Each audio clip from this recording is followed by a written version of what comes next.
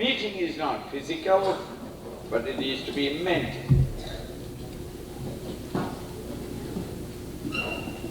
Though I was not present, it being reported to me that your main concern about dates. There is nothing wrong if the parents allow the children to have dates. But it all depends upon what you want from life. If I want to become an engineer, I cannot go and get my admission in a medical college hoping that I will become an engineer. It will be foolish on my part.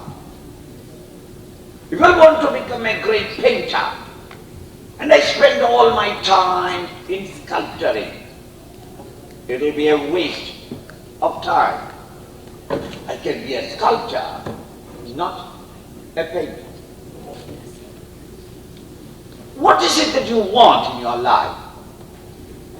If you want to be only a prototype or the stupid ones that you are seeing all around, wasting all their mental and physical energies, becoming a nobody, if that is what you want, live exactly as they are living.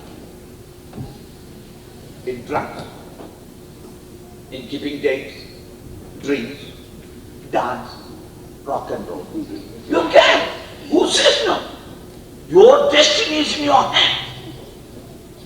If on the other hand you want to become really score of the high, then you will have to learn to live in self-control. There is no other way. All men who have made a mark in their era were men of self-control. They were fascinated by their goal, and they had always a date with their goal, and not with another girl. Think. You can go. Who said no? Nobody can stop you. Keep your dates and live only in extrovertedness. There is no harm, and you will be in the majority, no doubt. Because the majorities are always fools in every part of the world. The real vital men who make the history are few in number. One Einstein, one Sir C.V. Raman, one Tagore, one Mahatma Gandhi. The great men are always few. Do you want to be great or only just live somehow or other and feed your body and die decently? You can do that. So then it is not for the Chinmaya mission or for the Palvihar or the Yuva Kendra to dictate to you what you should do. All that we can give you is the vision of a higher possibility. Then the choice is yours. Since we are all of the ethnical group of Indians and we are in a foreign country, it is incumbent upon us that we acquire the maximum abilities and capacities so that we can stay on here scoring high. We are doing it everywhere, in all the universities and colleges, especially in technical universities, technical colleges. All the admissions are for the Indians, for the Asiatics. I don't say Indians, Chinese, the Vietnamese, all of them are scoring high. Even in there, those who are scoring high are not the Americans, but the ethnical groups, or these especially Asiatics. That is a great knowledge, a great thing.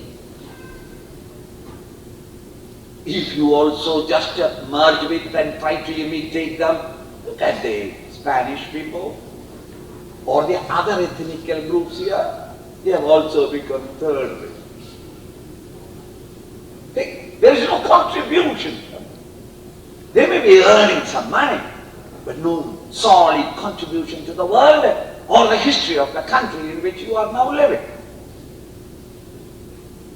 I, as an Indian, would wish that all you youngsters grow up to become really stalwart people who can bear the burden of this entire nation and its beauty. That will be our contribution.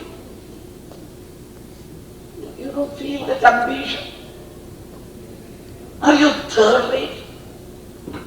Are you not the people who are really scoring high in all the colleges and universities? Dissipating, simple thing, chocolate eating, chewing gum, keeping dates. That's it. So it is for you to decide. It is not for me to tell you. Nor your parents. I will certainly recommend. The parents should not say anything. But give them the idea, give them the ambition, and tell them that it is necessary and it is natural for the parents to hold you back. Because if a tiny little baby is trying to catch a candle, it is natural for the mother to remove it. The child will cry. But the child is also, you can't blame him. He is fascinated by the golden flame that is flickering in the passing breeze. It is so attractive, he wants to catch it, but he doesn't know the consequences. So we will have to pull the child again and again. Keep the candle far away from the child. The child may enjoy it from far away. I won't allow the child to go and catch the fire.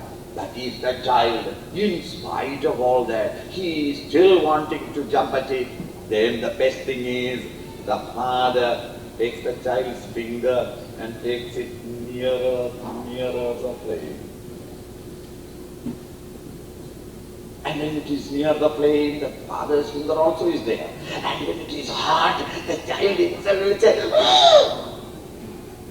Thereafter the father says, "Come later. Don't touch it." The child understood his own sound, foo-foo, and that the heat is foo-foo.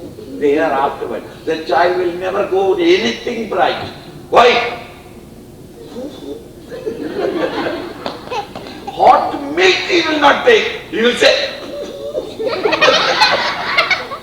in the same way, the youngster who is not satisfied with it, go and have it. But intelligently go. Not merely an excitement. Go through that experience, that trauma, and come back and intelligently understand. Once you have understood it, the mind will not suffer. The mind is not engaged in your goal and ambition, and that is why it is running here and there. It is necessary that we must slowly bring out the entire abilities and capacities that are now lying dormant in us. Recently, a mad crack who is considered to be a madman in my town, but he is a great pal of mine. He is a great architect, a sculptor, and everybody calls him mad. Sometimes I myself conclude that yes, he must be mad, but I like him. He's a nice guy. One day when we both were walking along the banks of a river, suddenly he stopped and started staring at a piece of stone, rather big. And he started going round and round and round. I am getting slowly convinced that public is right. My friend is right. Thereafter, the man has forgotten that I exist. He is so concentrated in it. He started shaking the stone and trying to lift it. When I saw the poor man is trying to lift it, I gave my hand, and together with a tremendous effort, we lifted it. And when others saw it, they also gave us a hand, and together we took it to his place, which was very near. And there he took it to his studio, and there he kept it in one corner. Then he is not satisfied. He turned it 100 times in the various angles. Every time he will come back and look at it. Then he turns it a little more until at last it is fixed in a certain way. And he mustn't say thank you. He has forgotten us who brought it. He is so fascinated by it. He pulled a chair and sat down and started looking at it. When he was silently looking at it, ignoring us completely, we all looked at each other. He is not all right, so we came down. After a day or two, when I was passing that way, I went there and I saw him sitting in the same chair. Next day, the same chair, the whole night, the whole day, he must have been sitting in that chair, in the same pose and looking at the stone. Suddenly he comes with the chisel and the hammer and started chipping off. I went away. In the evening when I came, there is knee-deep of chips all over in the house, in the room, on the carpet. There is half a dozen or a dozen cups of tea which he has ordered from the downstairs shopkeeper, and that tea he has eaten, drinken only the tea. He has not taken time to eat. He was at it, and it was a vague shape of a human being. I said something wrong with it. After another 2-3 days when I went there, I was stunned to see the beauty of a Krishna's idol being carved up by him, almost every part of it alive. Beauty of beauty. And the flute, singing on the flute, he's standing there. I went on seeing it because the beauty of it, and I could not control it myself. I just said, "Oh my friend, what a beautiful form that you have made." The fellow turned on me, eyes red because he has not slept a day and night. He was working on it. He with this chisel and hammer came to chisel me down. I said, "What's the matter?" Rascal, never say that. I never did it. Completely gone. Then who did it? Buddha. Fool. If you don't know anything about art, don't talk. Don't say that I created the beauty. No, I did not. The beauty was in that stone. I saw the beauty. Then I saw the things that is covering the beauty. I chipped off that which is covering the beauty. And the beauty that was already there revealed itself. I did not make the beauty. The beauty was lying in the stone. But it was covered with other parts of the stone. Those that are covering the beauty, I removed them for you. And you all are seeing the beauty that I saw much earlier. In the same way, my friends, the larger personality in you, the greater potentialities in you are now lying dormant, as that Krishna was lying in that neglected piece of stone on the wayside near the river bank. An artist sees it. And his job is to chip off and remove that which is veiling the beauty and bring out the beauty that is already in the stone. In the Yuva Kendra and the Bala Vihar, we are doing the same. To the elders, the fathers and mothers also, we are advising the same. The perversions and ugliness of our thoughts is giving the perversions and ugliness of our personality. Purify the mind. Keep a high goal in your mind. Consistently think about it and you're about it only. Let all your activities, physical, mental, intellectual, be channelized in gaining your goal. You make your life worthwhile. Remember, in your success lies the success of the world. There is no world apart from all of us. Each one is a failure, the world is a failure. If each one is a success, the world or the society or the community is success. So that there is no question whether can we have dates. All right, give dates. Swamiji, all people here, all Americans are giving dates. We are the only one who is not giving it. Huh? All my friends are taking drugs. So shall I not take drugs? So many people are committing suicide. Swamiji, may I also? No, your discrimination. If you want, if you don't want, and you want to be only a normal, subnormal or under middle class type of a person, somehow surviving the world, from the womb to the tomb, a sad procession, and die there. If that is all that you want, go and do it, whatever that you like. Stand on your head, what do I care? I am talking in my Vivekananda only to the potential youngsters who is to grow up as the great genius and great men of achievement and success for the future. That is this workshop. This workshop is not made for the third-rate people to make them somehow or other survive. No, no, no, no. This is a first-class type of students to make them genius. This is called yoga. Yoga is not meant for the third-class type of student. The best of type, and to outscore their own abilities. That is what Chinmaya mission or the chicks.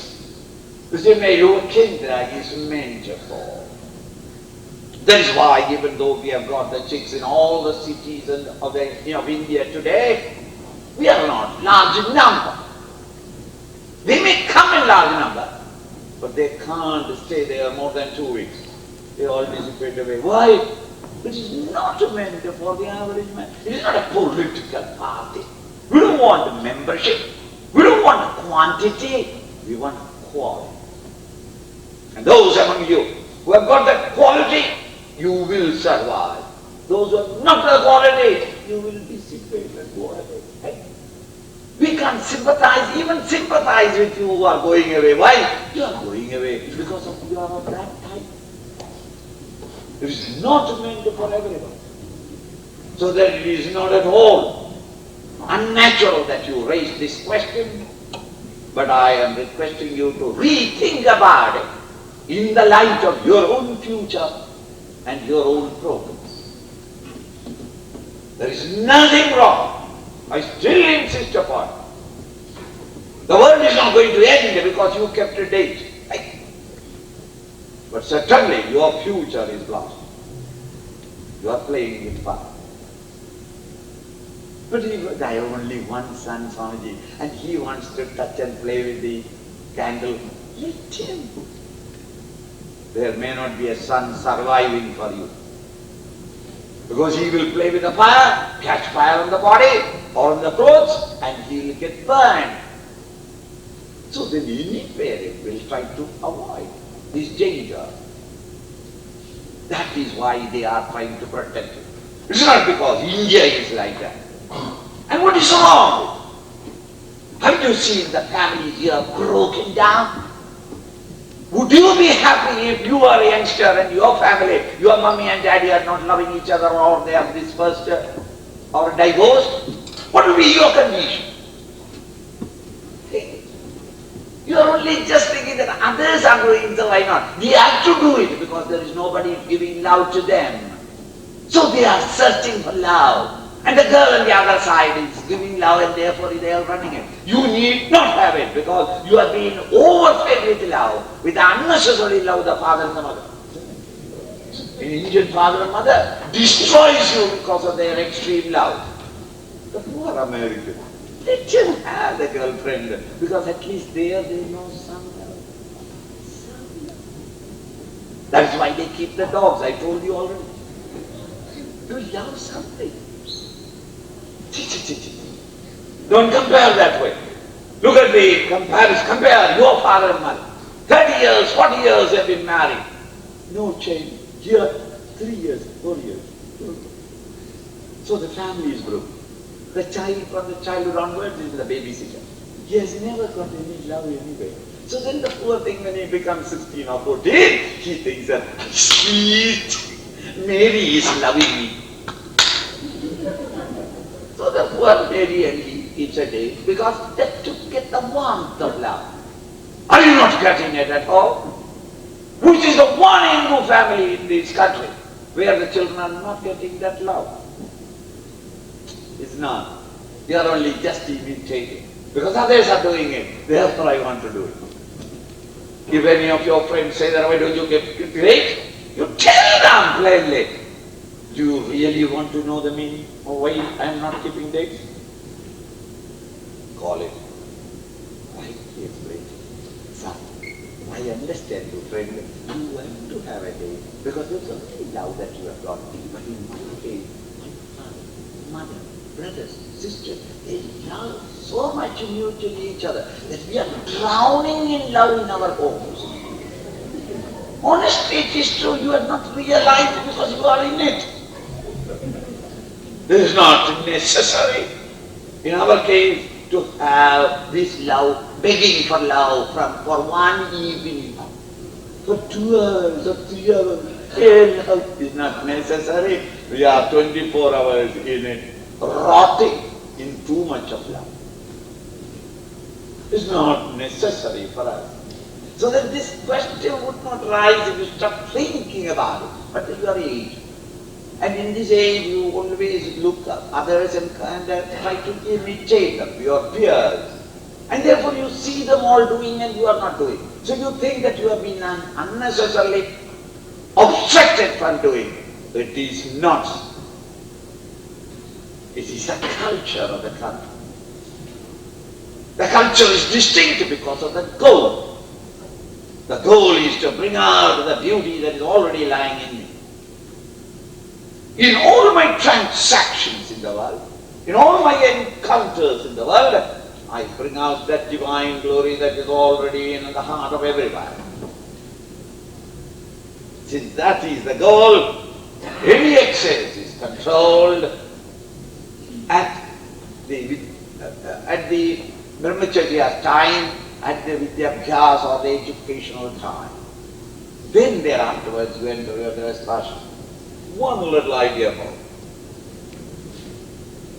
In life, there are happiness, sorrows, but inspiring moments are very few. Think. The day-to-day life, there are joys, there are excitements, there are sense of satisfaction.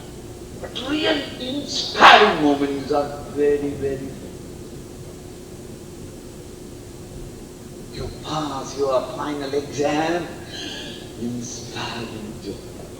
Oh, I wanted to be that and I have come out as a doctor, as an engineer, as an MA, MSc or BSc. Ha ha, there is a time. There is an inspiring mood when for the first time you get a really good job, not merely cleaning the dishes. That is all for only pocket money, but a real good job you get it. There is an excitement. Then there is an excitement when you have got a home and your income steady, there is a marriage. Either you fall in love with, or you meet, or it's arranged marriage, whatever it is, marriage is another excitement. Then the first baby coming, and I am becoming a daddy. Another excitement. As the child grows, to take him for the first time to the school and admitting him, great excitement. Then you look forward to, he has passed now the school, he is entering the college. Excitement. He has passed, and he has become a young man, successful. Another excitement. To see that he's got married as my father helped to establish me, to supervise over that marriage. Another excitement. Then my daughter-in-law became pregnant. I remember how when my girl was pregnant, or the eldest boy, how my father was happy, really happy. If father was not showing off, I am also feeling that another excitement. The baby came out, grandson is born. Excitement. Thereafterwards, my friend, there is no excitement for a man. Think. Everything thereafter is repetition, isn't it? Your second marriage, I have gone through it before also. It's nothing new. And then you got another child, another grandson. It's education. It's all I have done. Really speaking, when the grandson is born, all your life's excitement have ended. And that is why that is the time when you retire from home, vanaprastha, to give full time, dedicated study, scripture, meditations, etc. You retire. If you don't retire after the grandson is born, then today's tragedy will come. The generation gap. No grandson can see eye to eye with the grandfather. Grandfather cannot change because he has already become habituated to think in a particular way. The grandson is born in a different generation and a different system or social conditions. He cannot live grandfather's life. They cannot see eye to eye or live the same. Therefore, it is better that the grandfather quits. But our grandfathers never quit. They permanently remain. Then this quarrel or the trouble comes. These are the excitements. Now, think of your friends in America. By the time of age of 12 or 13, dates. By the time of 18, they have already had all the experiences. By the time of 19, they got the child and thrown it away, and the government has taken the child and looking after. Now what is the new excitement when you are 30? Let us say. Got married, oh. Is the sex life anything new? A child is born. Therefore also is born. It grew up. No child. And at the age of 30, you look forward. Nothing to look forward to. Why? All experiences. Thereafterwards, till you die, it is a desert of a life with no excitement at all. On the other hand, a man who is living in self-control, the excitement of study, the excitement of achievement, and thereafterwards you get a job, another excitement, and thereafterwards the marriage, thereafterwards the son is born, thereafterwards it grows slowly, the various stages of its growth, the whole life becomes an avenue of excitement, of inspiration. You can dull the whole life. And when you are 35, you start thinking, what is the use of living? It is monotonous. It is stupidly repetitive. Say, what is new in it? Life? Nothing. Therefore you take the gun, write a letter. What an amount of suicides are going on around the world. Why? Because there is no excitement, nothing to look forward to. Let not us blunden our life. Blunt the beauty and sharpness of our life. Do everything at the right time. It has got a greater reward waiting for you. This is the principle of living in self-control, or what we call as the Sanatana Dharma. I am giving only that. I know that many of you are smart enough to think and rethink about it. Think for yourself and decide. And write the destiny of your future by your present actions as best as you can. I think I have answered. And if you feel that I have not answered, I have nothing more to add. But then if you have not answered, go somewhere else and inquire. I poured out all that I know about it. Okay.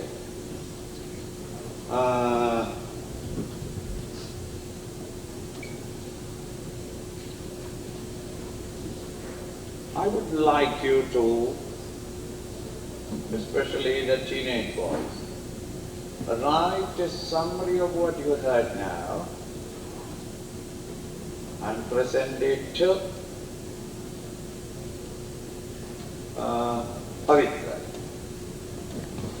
Or anyone here collect it and send it to Pavitra. So that we can see how much you have thought over it. Now, I don't want you to write tomorrow. After a week or two, think over these ideas. Make it your own. Wherever you have got objections, start objections. Don't accept it because I said it. Think over it and write another. The thesis that comes out, the best will get a cash present of $100. Have any number of it. With that $100, have all the dates that you like. Think for yourself. Think for yourself. Come to right decision in yourself.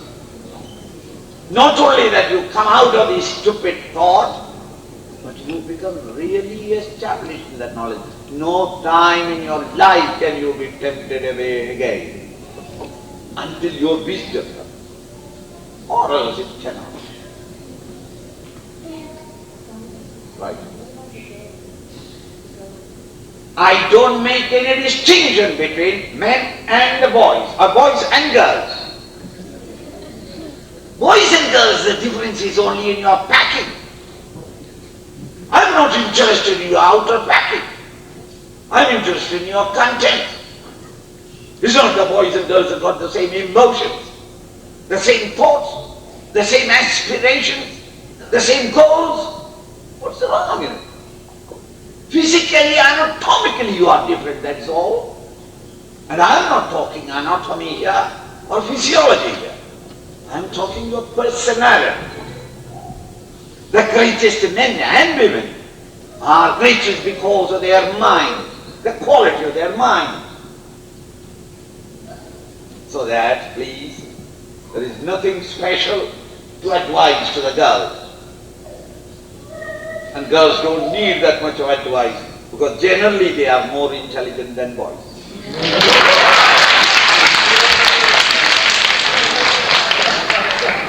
They are more intelligent than boys in the early stages.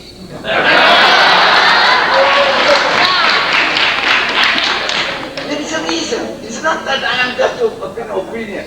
In the early stages, boys are more excited.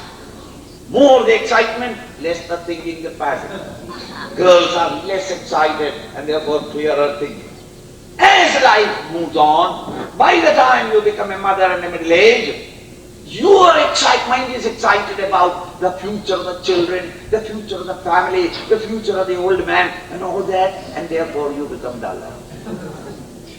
Boys, by the time you come to the middle age, his excitement of the youth is quite tender. He becomes sharper in so that I am not applauding or the girls or condemning the boys. It's not that. It is all facts of life. Therefore, I don't think that they need any special attention or special things. These are all common factors which I have given to you as best as I know. Thank you.